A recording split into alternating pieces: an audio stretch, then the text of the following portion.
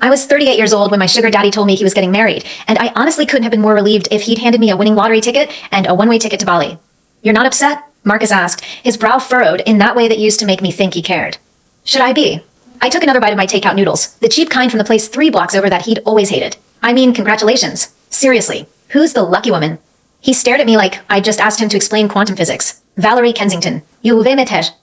I had. The Kensington heiress. Perfect pedigree, perfect manners, perfect bone structure. The kind of woman who never had to choose between her mother's cancer treatment and her own dignity.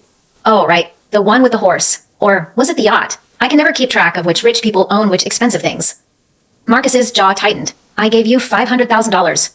Yep. And I said thank you. I meant it. I wiped my hands on my napkin and stood up. Listen, I appreciate the heads up. And the severance package. Very generous. Top-tier exit strategy. Is that all you have to say? I considered the question. He was still sitting on the couch that I'd picked out, in the apartment I'd decorated, looking at me like I'd missed my cue to fall apart. Actually, I said, I do have one more thing. His expression shifted, something almost hopeful flickering across his face. Thank you for covering my mom's medical bills. All of them. I know that wasn't part of the original deal, and I never said it properly. It was the first genuine thing I'd said all night. The first real thing I'd let myself feel since I'd figured out he was going to dump me. Marcus's face did something complicated. Sophie. Don't worry, I'm not going to cry. I've done enough of that in private. I slung my bag over my shoulder. 3 years, Marcus. You paid, I performed. That was the arrangement. I've never been unclear about that. You could have been more than that. I almost laughed. Could I? 3 years ago, I was a 25-year-old kid with a dying mother and no money. You were a 40-year-old man who could have picked any girl in the city. You picked me because I was desperate and I didn't ask questions. That's not a foundation for a relationship. That's a transaction.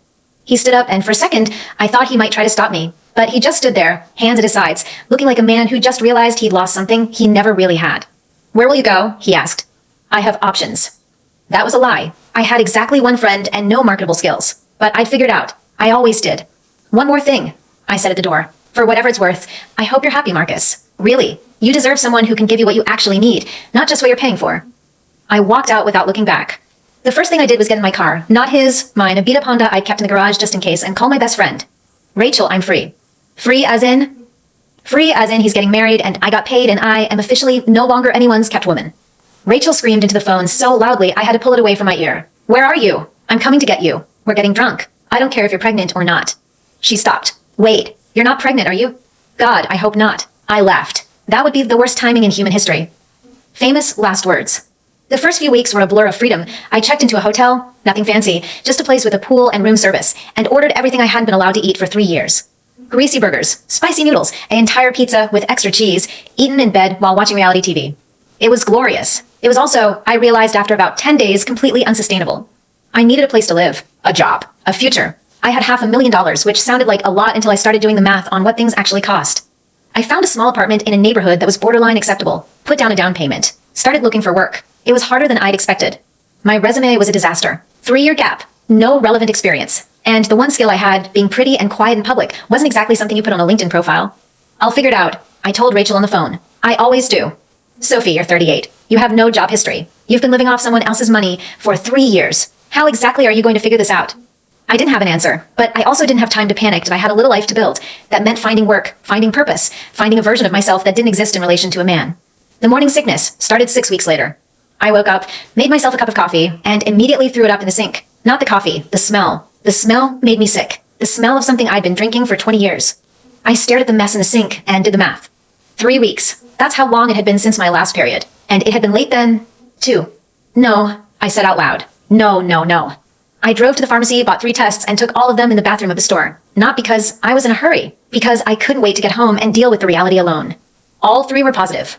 I sat on the floor of that pharmacy bathroom for what felt like an hour, staring at the little plastic sticks, trying to figure out how this had happened. We'd been careful. He'd been careful. I'd been on birth control, but I'd also been on antibiotics for a sinus infection a few months back, and I'd forgotten that antibiotics can mess with birth control. I'd forgotten because I'd stopped caring, because it was the end, and I'd stopped caring about anything that would tie me to him. I was 38 years old, single, unemployed, living in an apartment I'd just bought with money from a man who'd just married someone else. And I was pregnant with his child. I called Rachel. She came over within the hour, which meant she'd basically broken every traffic law in the city. Okay, she said, sitting on my couch, her face pale and determined. Okay, what are we going to do? I don't know. I was calmer now than I'd been an hour ago. That's the thing about cataclysmic news. It can only hit you so hard before you just adapt. I think I'm keeping it. She blinked. You're what? Keeping it, the baby. I put a hand on my stomach, which was still flat. I don't have a good reason. I just can't imagine not keeping IT and why mom's gone. It's just me. And this is someone who's actually connected to me. Someone who's mine. Sophie, you can't raise a kid alone. You have no job. No support system. No. I have you. Rachel's face crumpled. That's not fair. I know that I'm sorry. I didn't mean to guilt you. I don't know how to explain it. I feel like I've been holding my breath for 3 years, and now I can finally breathe. And if I give this up, I'll start holding my breath again. She was quiet for a long time. Then she said, "Are you going to tell him?" The question I'd been avoiding. "I have to," I said. "He has a right to know, but I'm not asking for anything. He should know." "Where is he?" "I don't know. Somewhere on his honeymoon, living his perfect life." Rachel snorted. "Perfect. Right. The guy who had to pay someone to keep him company." "He didn't pay me to keep him company. He paid me to sleep with him. There's a difference." "Is there?" I didn't answer, because she was right, and I'd spent 3 years pretending otherwise. I tried to find Marcus the next day. I went to his office, the shiny glass tower in the financial district where I'd never once been invited. The security guard at the front desk gave me a suspicious look. "I'm looking for Marcus Edwards," I said. "May I ask who's calling?" "His," I stopped. What was I? His ex-girlfriend? His sugar baby? The woman he paid to sleep with him for 3 years? An old friend. The guard made a call. After a moment, he said, "Mr. Edwards is no longer with his company." "What do you mean, no longer?" "I mean, he doesn't work here anymore. Hasn't for 6 weeks. I'm sorry, I don't have any forwarding information." 6 weeks. The same week he'd broken up with me. The same week he told me he was getting married. What the hell had happened? I tried his phone next. Disconnected. I tried his old address. Empty. The doorman at his building told me he'd moved out 2 months ago. No forwarding address. Marcus Edwards had vanished. Completely. Like he'd never existed. "What do I do now?" I asked Rachel over the phone. "You keep living your life," she said. "You've got money in the bank. You've got a place to live. You've got me. You figure out how to be a single mom, and you don't depend on a man who clearly doesn't want to be found." She was right, and I knew it, but some part of me felt like I'd been discarded twice. Once as his girlfriend, and once as someone who'd meant anything at all.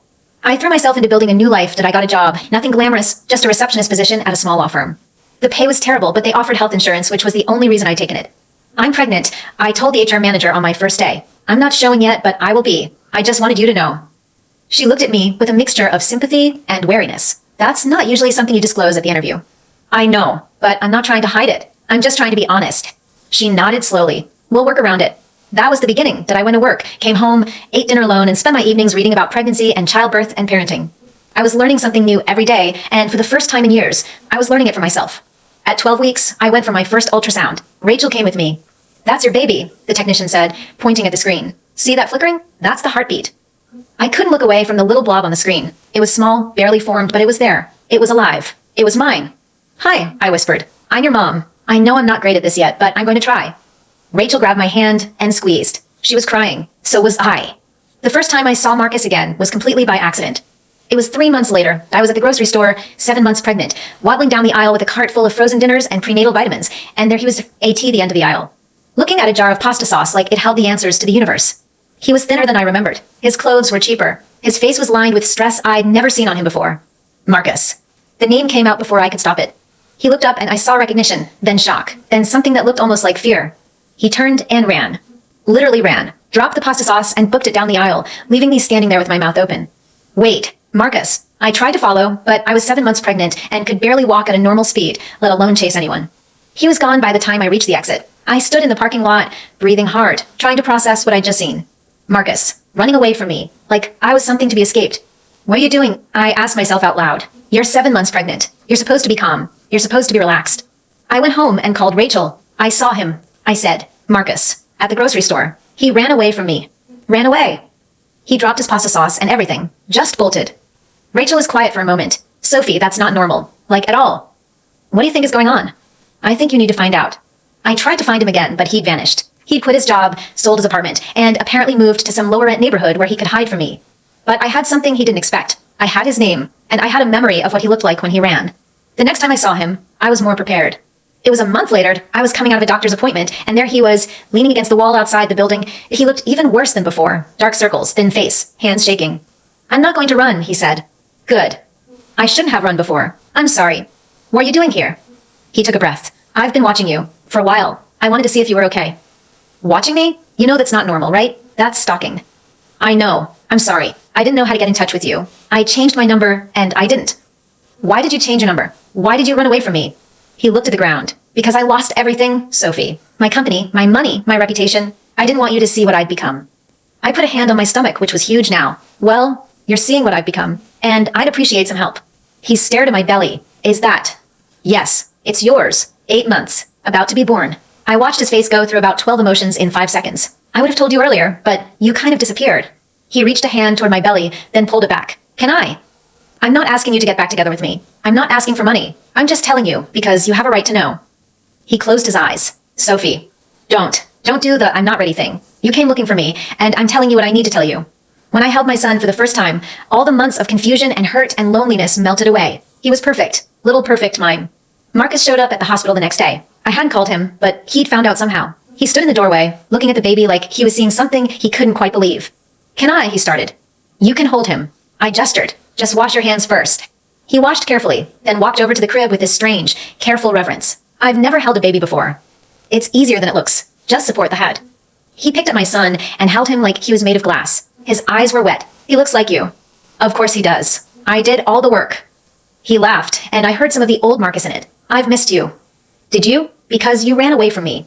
I was trying to protect you. From me. From my mess. He looked at me with those wet eyes. I didn't want to drag you down with me. You'd already given up so much. You don't get to make that choice for me. I cut him off. You don't get to decide what I can handle. You did that once, and look where it got us. I'm sorry. Good. Because you were kind of a coward. He handed the baby back to me, and I took my son from him. I'm not promising anything, I said, but you can be in his life, if you want to. I do, he said. I really do. My son turned 3 months old before I realized I hadn't slept more than 4 consecutive hours since he was born. Leo was perfect. He was also relentless. He cried at odd hours, refused to take a bottle unless it was exactly the right temperature, and had a sixth sense for when I was about to finally sit down and eat something. But he was mine, and I was determined to do this right. Marcus came by twice a week to AT. First, it was awkward. 2 people who'd once had a very transactional relationship trying to figure out how to co-parent. He'd sit on my couch, hold Leo for an hour, and leave, and oh, small talk, and oh, lingering. But something shifted after the first month. He started bringing food. Then he started staying for dinner. Then he started asking about my day like he actually cared about the answer. You're different, I told him one night. We were sitting on my tiny balcony, watching the city lights. Leo was asleep inside, his baby monitor crackling softly. I'm trying to be. You used to be so controlled. Every word, every gesture, like you were always performing. He nodded slowly. That was the version of me that had something to lose. Now I've lost everything, so there's nothing to perform for. I thought about that. That's actually the most honest thing you've ever said to me. Probably. He looked at me. Sophie, I know I messed everything up. I know I handled the breakup terribly. But I want to be present now. For Leo. For you, if you'll let me. Present how? He pulled out his phone. On it was an offer letter from a small tech startup. Not glamorous. Not lucrative. But legitimate. I got a job. Real job. Not a CEO position. Just engineer. I'm going to rebuild. Slowly. Carefully. And I want to do it near you. I looked at the letter. Then I looked at him. You're serious. Dead serious. Marcus, I'm not going to pretend that everything is fine. You left me without a word, and you didn't tell me why until I was 8 months pregnant. That's going to take a long time to get over. I know, but you're trying, and I see that. So, let's try. He reached over and took my hand. I let him. The next few months were a kind of awkward dance. He'd pick up Leo from daycare when I was working late. He'd bring groceries, not because I'd asked, but because he'd noticed I was running low. He'd show up to doctor's appointments and wait in the waiting room like a nervous dad. I didn't know what to make of it. The Marcus I'd known was a taker. This Marcus was becoming something else. You actually love him, don't you? Rachel asked one night. We were having wine. She was having wine, I was having sparkling water, and I was telling her about Marcus's latest gesture. Love him? I don't know. I trusted him once, and he broke that trust. People can change. Can they? She gave me a look. You're asking me? You're the one who took the money, got the apartment, and built a life out of basically nothing. That you're the one who didn't fall apart when he disappeared. You're the one who had a baby alone. If anyone knows about change, it's you. I didn't have an answer to that. But I started watching Marcus differently. Not as the man who'd paid me for sex, but as the man who was trying to make up for it. One night, when Leo was 6 months old and finally sleeping through the night, Marcus showed up at my door with an actual cooked meal, lasagna, homemade, a little burned on the edges, but still edible. I made dinner, he said. I've been practicing. You've been cooking? I've been learning. I figured Leo was going to eat real food eventually, and I should know how to make something other than takeout.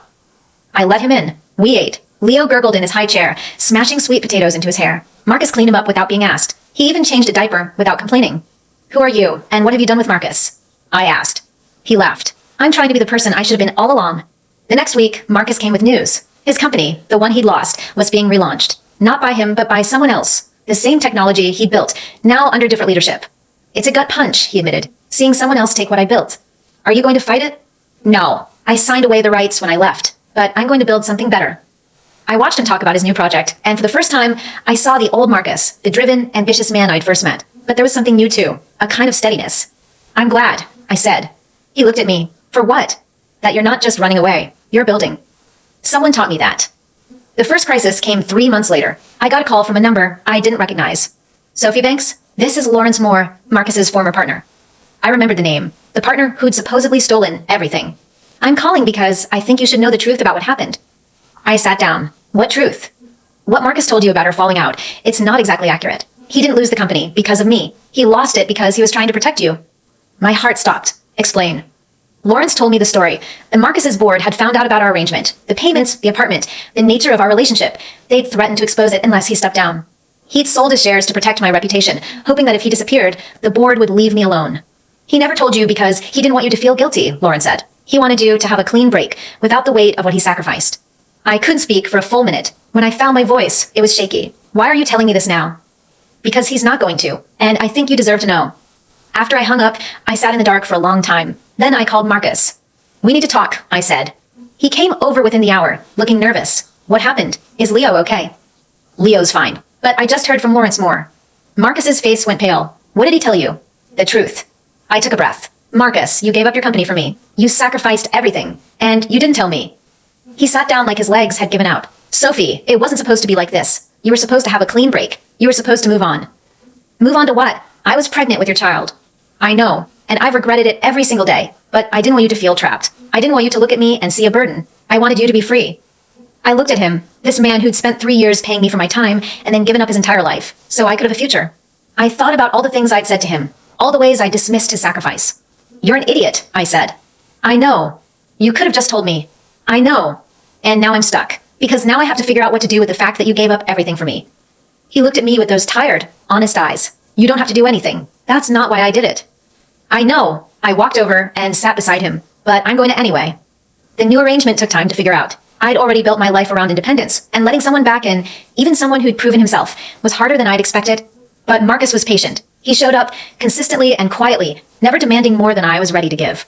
He helped with Leo. He helped with bills. He helped with the apartment when things broke. And somewhere along the way, I stopped seeing him as the man who'd paid me for sex and started seeing him as the man who was trying to earn my trust. I don't need your money, I told him one night. I've got my own job now. I've got insurance. I can support myself and Leo. I know. That's not why I'm doing this. Then why? He looked at me for a long time. Because you're the only person who's ever seen me, really seen me, and not walked away. I didn't have an answer to that. 6 months later, Marcus came to me with a proposition. He'd been building his new company on the side, working nights and weekends, scraping together investors from the contacts he still had. It wasn't a giant corporation, but it was his, and it was growing. I want you to be part of this, he said. Not as a partner, not as my girlfriend, as someone who can help me build something we both believe in. I blinked. What? You know business. You know people. And you've shown me that you can survive anything. I need someone like that. So you're offering me a job? I'm offering you a partnership. I thought about it. I thought about the years I'd spent being invisible, being paid to be quiet and pretty. I thought about how much I'd learned by necessity, how resourceful I'd become. Okay, I said, but I'm not working for free. I wouldn't expect you to. The business took off faster than either of us expected. Marcus had the vision and I had the instincts. We made a good team. And somewhere along the way, we started building something new, not just a company, but a life. I don't know what this is between us, I told him one night. I don't know if it's love or a friendship, or just two people who've been through a lot and somehow ended up in the same place. Does it have to have a name? I don't think so. I looked at him. I just know that when I wake up in the morning and you're not there, I feel like something's missing. He leaned in and kissed me, softly, gently, like he had all the time in the world. Take your time, he said. I'm not going anywhere. That night, Leo woke up crying at 2 a.m. I stumbled to his room to find Marcus already there, holding him, humming a lullaby I'd never heard before. Go back to sleep, he said. I've got this. I stood in the doorway, watching him. This man who'd once been my employer, who'd paid me to be silent and available, he was now my partner, my co-parent, I didn't know what to call him. But he was there. Thank you, I said. For what? For not giving up on us. He smiled. I never did. In the morning, I woke up and found breakfast on the table. Coffee, eggs, toast, a little note beside my plate. You've got a big meeting today. Thought you could use the energy. I picked up the note and read it twice. Then I went to his room and knocked on the door. Marcus opened it, looking surprised. Everything okay? Everything's fine. I stepped into his room and hugged him. Just hugged him, like he was the only person in the world who understood me. I love you, I said. He stood very still. What? I love you. I don't know if it's the right time or the right thing to say, but I love you, and I wanted you to know. His eyes were wet. I've been waiting for you to say that. How long? Since I started bringing you dinner. Since I started showing up. He pulled me closer. I've loved you for a long time, Sophie. I just didn't think I deserved to say it. You do deserve it. I kissed him. We both do. I was 40 years old when Marcus asked me to marry him, and I almost said no. Not because I didn't love him, that I did. Not because I didn't trust him, that I'd learned to. But because I'd spent so long defining myself by my independence that the idea of giving it up, even to someone who'd proven himself, felt like losing a part of who I'd become. You're thinking too loud, Marcus said. We were at a small restaurant, the kind of place that didn't have a dress code and served food that was actually good. Leo was with Rachel for the night. It was the first time in months we'd been alone. I'm thinking about how weird it is to be here, I said. Here, the restaurant. Here in this life. The one where I'm not someone's secret. Where I'm not hiding. He reached across the table and took my hand. You're not hiding anymore, Sophie. You haven't been for a long time. He didn't mention anything official that night. He didn't have to. I could see it in the way he looked at me. Like I was something precious he'd almost lost and was still amazed to have found. The proposal came a month later, completely out of nowhere. We were at my apartment. Leo was asleep. Marcus was doing the dishes. He always did the dishes now. It was his thing, and I was sitting on the couch, scrolling through my phone. He walked over and knelt down in front of me. I don't have a ring, he said. I wanted to get one, but I realized that's not what this is about. It's about asking you to be my partner. For real. Not because we have a kid together, not because of the past, but because I want to spend the rest of my life trying to deserve you. I stared at him. Marcus, you're proposing. Without a ring. I'm proposing with my whole heart, Sophie. Is that not enough? I laughed. A startled, nervous laugh. That's a very good line. Is it working? I looked at him, kneeling on my floor, looking at me with those earnest eyes. This man who'd once paid me for my time. This man who'd given up everything to protect me. This man who'd rebuilt his life from nothing and had chosen to rebuild it with me. Yes, I said. It's working. He let out a breath I hadn't realized he'd been holding. Yes. Yes. I'll marry you. He kissed me, and I felt something click into place. Not a puzzle piece finding its match, but a key turning in a lock that had been stuck for years. Leo woke up at exactly that moment, crying from his room. Marcus stood up, kissed me again, and went to get him, without complaint. I sat on the couch, watching the man who'd just proposed to me walk down the hallway with a baby on his hip, and thought about how different this was from the life I'd imagined. The wedding planning was surprisingly easy. We didn't want anything big, just a small ceremony with Rachel, Marcus's sister, and a few close friends. Leo would be the ring bearer, which meant he'd probably just try to eat the rings, but we'd deal with that when it happened. I need to tell you something, Marcus said one night, about a week before the wedding. I looked up from my laptop. That sounds serious. I've been hiding something from you. He sat down across from me, his face unusually pale. About the company. About what really happened. My heart dropped. What do you mean? When I lost the company, it wasn't just Lawrence. There was someone else. Someone who orchestrated everything. Someone who wanted to destroy me. Who? He took a long breath. My ex-wife. I blinked. Your ex-wife? You never said you were married. Because it didn't matter that IT was over before I met you. But she found out about you, about us. She threatened to leak everything, the payments, the arrangement, your name. She wanted to destroy me, and she was willing to use you to do it. I felt the air leave the room. Marcus, why are you telling me this now? Because she's back. She's trying to get custody of something she doesn't even want. She's using the same playbook, threatening to expose you to your job, to Leo's school, to everyone. I sat there in silence for a long moment processing. Then I said, I'm not scared. You should be. No. I looked at him. I spent 3 years being scared. I spent 3 years being someone else's secret, being invisible, being paid to disappear. I'm not doing that anymore. If she wants to come after me, let her try it. I've got nothing to be ashamed of. Marcus looked at me with something like wonder. You're not scared? I'm not the same person I was when I met you. I've got a job, a son, a life. And I've got you. She can't take any of that away. He pulled me into his arms. I don't deserve you. Stop saying that. It's true. It's not. You gave up everything to protect me. You let me hate you, so I could be free. That's not the act of someone who doesn't deserve love. That's the act of someone who loves more than he knows how to show. The ex-wife never did come after me. I found out later that Marcus had gone to her directly, threatening legal action of his own. He'd been prepared to take her to court, to reveal everything, his failings, her manipulations, the whole messy history, if she didn't back down. She did. People like her always do, when they realize you're not afraid. The wedding was small and perfect. Leo actually dropped the rings, but Rachel caught them before they rolled under a table. Marcus looked at me like I was the most beautiful woman alive, even though I was wearing a dress I'd bought off the rack and flowers I'd picked up from the market that morning. You look incredible, he said. I look like a mom. You look like my wife. I laughed. That's not a thing. It's going to be. The ceremony was short. The reception was shorter. We were home before 9, with Leo asleep in his crib and Marcus carrying me over the threshold of the apartment we decided to move into together. Thank you, I said. For what? For not running away. For staying. For fighting for us. He kissed me. Thank you for letting me. The first year of marriage was hard, not because we didn't love each other, but because we were both still healing. There were nights when I'd wake up from old nightmares, convinced I was still that scared girl who'd sold her dignity for her mother's life. There were nights when Marcus would wake up sweating, haunted by everything he'd lost and everything he'd almost lost. But we held each other. We talked. We learned that healing wasn't linear and that love wasn't about being perfect. I think I'm ready to go back to work full-time, I said one morning, about 6 months into the marriage. My leave is almost up and I've got a career now. I want to keep building it. Marcus looked up from his coffee. I'll support whatever you want to do. I know you will. But I also want to support you. I want this to be a partnership. It already is. I leaned over and kissed him. Good. Leo started kindergarten. Marcus started his new company, and I started my own consulting business, something I'd been dreaming about for months. We worked opposite schedules and divided childcare, and somehow made it all work. Is this what normal feels like? I asked Rachel one night. Normal is overrated. But this? She gestured at my life. This is good. Really good. It is. I thought about the girl who'd walked into Marcus's apartment 3 years ago, desperate and scared, willing to do anything to save her mother. I thought about the woman she'd become, strong, independent, loved. I thought about how far she'd come. I love you, I told Marcus that night. I love you too. I mean it, Marcus. I really love you. He took my hand. I know you do, and I know it took a long time to get here, but I'm not going anywhere, Sophie. I'm here for good. I thought about how easy it was to believe him now, how different that was from the woman who'd once waited for his texts, who'd counted his visits like they were something to be grateful for. I used to think love was about earning it, I said, about proving yourself worthy, about being good enough so that someone would stay.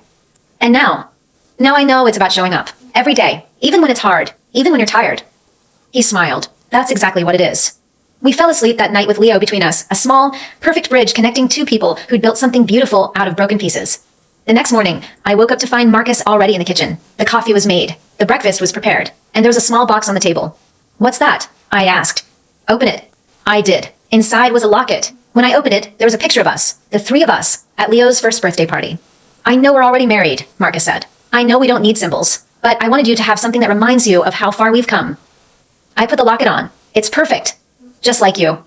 I laughed. That's a terrible line. Does it work? I kissed him. Yes. 3 years later, I looked at my life and couldn't recognize the woman I used to be. I was 43, married to a man I actually loved, mother to a child I couldn't imagine living without. I had a business, a home, a future. I had built something out of nothing, and so had Marcus. I think we should have another baby, I said one night. Marcus almost choked on his water. What? Another baby. Leo's getting older. I'm getting older. It's now or never. He looked at me like I'd just offered him the moon. Are you serious? I'm serious. He kissed me, and I felt the future opening up in front of us, not as something to be afraid of, but as something to embrace. Our second child came 9 months later, a girl. She had Marcus's eyes and my stubbornness, and Leo couldn't stop talking about her. She's my sister, he told everyone. She's really, really small. She's going to be your best friend, I told him. She's already my best friend. I looked at Marcus, holding our daughter, and I thought about how strange it was that this was the life I'd ended up with. Not the one I'd planned, not the one I'd expected. But it was mine, and it was good. I love you, I said. I love you too. No, I mean it. I really, really love you. He laughed. I know, Sophie. I know. We sat together on the couch, our children around us, and I realized that this was what I'd been building all along. Not a career, not an escape, a family. And it was everything. One night, when Leo was asleep and the baby was content, Marcus came to me with a question. Are you happy? I thought about it. I think I am. I really, really am. Good. He kissed me. That's all I ever wanted. I looked at him, this man who'd once been my employer, my benefactor, my secret. He was now my husband, my partner, my best friend. You're going to make me cry? I said. Then cry. I did, and he held me while I did. Because sometimes, the best love stories aren't the ones that start with fireworks. They're the ones that start with desperation and end with trust. The ones that take years to build and a lifetime to protect. And we were building something that would last. That night, I dreamed about my mother. She was young, healthy, smiling. You made it, she said. I made it. I always knew you would. I woke up with tears on my face and a warmth in my chest. Marcus was beside me, one hand on my stomach, the other reaching for me even in his sleep. I closed my eyes and let myself be held. Because I was finally, truly home. I was 44 when Valerie Kensington walked back into our lives, and I realized that the past never really stays buried. It was a Tuesday afternoon. I was at my consulting office, reviewing a contract, when my receptionist buzzed in. Sophie, there's someone here to see you. She says she's an old friend of Marcus's. I didn't think anything of it. Marcus had plenty of old friends from his corporate days. Most of them had disappeared when he'd lost everything, but a few had stuck around. Send her in. Valerie Kensington walked through my door, like she owned the place. She was still beautiful, still polished, still radiating that effortless wealth that I'd always admired from a distance. She was also visibly uncomfortable, which I found oddly satisfying. Sophie. She said my name like it was a question. Valerie. I didn't stand up. It's been a while. You look well. Thanks. You look like you're about to ask me for something. She laughed, but it was tight. I'm not here to ask for anything. I'm here to warn you. I put down my pen. Warn me about what? About Marcus. She sat down across from me, smoothing her expensive skirt. I know what he did for you. I know about the money, the arrangement, the whole situation. Most people call it a relationship. Is that what it was? Because from where I'm standing, it looks like you were paid to be with him, and when that stopped being convenient, he moved on to me. I felt a flash of anger, but I kept my voice calm. Is that what he told you? He didn't tell me anything. He disappeared, vanished, left me at the altar, basically. Wait, I sat up straighter. You were actually going to marry him? Of course we were going to marry. That was the plan. He came to me after you left, said he was ready to move on, said he wanted something real. She laughed again, bitter this time. And then he just disappeared, called off the engagement, left me to explain to everyone why the wedding was off. I remembered what Marcus had told me, that the engagement was a lie, a fiction designed to make me leave, but Valerie was sitting in front of me, talking about wedding plans. Either Marcus had lied to me, or he'd lied to her. I'm sorry, I said. I didn't know. Of course you didn't. She leaned forward. Here's what I came to tell you. Marcus is not who you think he is. He's not some misunderstood hero. He's a man who will do whatever it takes to get what he wants. He used you, he used me, and he'll use you again. How do you know that? Because I know him. I've known him for years, and I've seen him destroy everything he touches. I looked at her, this woman who'd once been my competition. She wasn't trying to destroy me. She was trying to warn me. Or maybe she was just trying to destroy Marcus. Why are you telling me this? I asked. Because I want him to suffer the way he made me suffer. And I think you might be the only person who can make that happen. I sat in silence for a moment. Then I said, Valerie, I'm going to give you some advice you didn't ask for. Let it go. He didn't marry you. That's painful, that I understand. But he also didn't marry me, and I had his child. Her face shifted, a flicker of something I couldn't read. You had his child? His son. He's 5 now. And he's the best thing that ever happened to me, even though Marcus wasn't there for the beginning of it. But he's here now. He's trying, and I'm not going to let you ruin that. She stood up, her composure cracking. You're not listening to me. I am listening. I just don't agree with you. Then you're making a mistake. Maybe, but it's mine to make. She left without another word. I sat in my office, staring at the closed door, and thought about everything she'd just told me. Some of it was probably true. Marcus had lied to me about the engagement. He'd let me believe he was moving on when he was actually sabotaging his own future. But he'd also given up everything for me. He'd let me hate him so I could be free. And that was a truth I couldn't ignore. That night, I told Marcus about Valerie's visit. He went pale. She came to your office? She did. She told me everything. I watched his face. You lied to me about the engagement. I did. I was trying to protect you. By marrying someone else? I never married her. He ran a hand through his hair. I went to her after you left and I told her I needed a cover story, something that would make you move on, she agreed. And then she realized she actually wanted to be with me, and I had to call it off. And that's when you lost everything? Not exactly. I lost everything before that. I just lost her after. I sat down across from him. Marcus, I need you to be honest with me. About everything. If we're going to do this, if we're going to make this marriage work, I need to know what I'm signing up for. He nodded slowly. Okay, what do you want to know? Did you really love me back then? Or was it just convenience? He was quiet for a long time. Then he said, at first, it was convenience. You were beautiful. You needed money. I needed company. IT was a transaction. But somewhere along the way, it stopped being that I started caring about you, that I started wanting to be with you, not just pay for you. Why didn't you tell me? Because I didn't know how. Because I didn't think you'd believe me. Because I built our entire relationship on a foundation of lies, and I didn't know how to build anything real on top of it. I thought about all the years I'd spent being invisible, being paid, being something to be used, and then discarded. I thought about how different it was now, how he'd shown up, how he'd stayed. Thank you, I said. For what? For telling me the truth, even when it was hard. He reached out and took my hand. I'm going to keep doing that, every day, for as long as it takes.